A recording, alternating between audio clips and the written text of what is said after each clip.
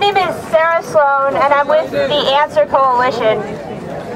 We are standing here today in front of the White House, standing with thousands of others all over the United States and tens of thousands around the world who are demonstrating.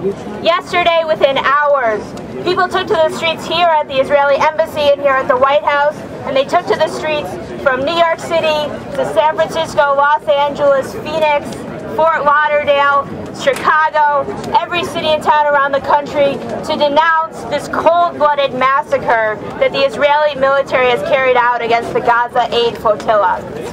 We here in DC have an important responsibility to be demonstrating at the White House because we recognize the complicity of the U.S. government in the Israeli military's atrocious actions.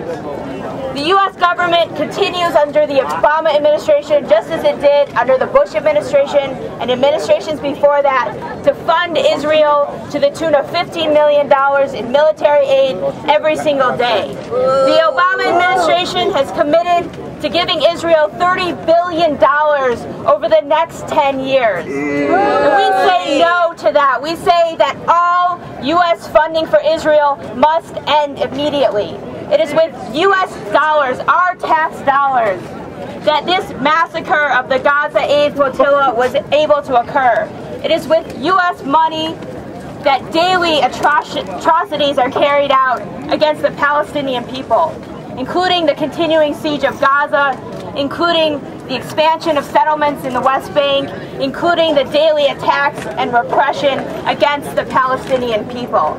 So we must continue to come out day after day here in DC and around the country, standing with the people of Palestine, of the Middle East, of Europe, of all over the world who are taking to the streets to say that we do not support the actions of the Israeli government. We stand with the Palestinian people, we stand with the 750 members of the Gaza aid flotilla, and we stand with all of those who are carrying out important acts of solidarity with the Palestinian people at their time of need.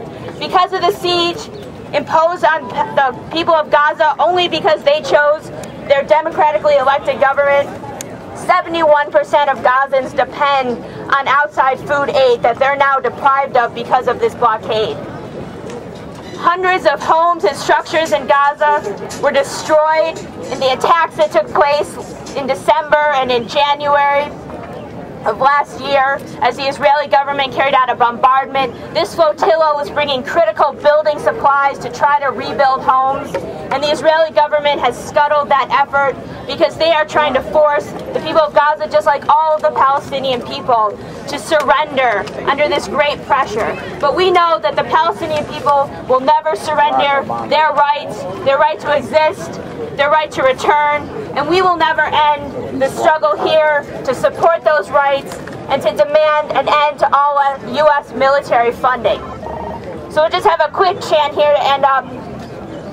Not one penny, not one dime, no more money for Israel's crimes. Not one penny, not one dime, no more money for Israel's crimes.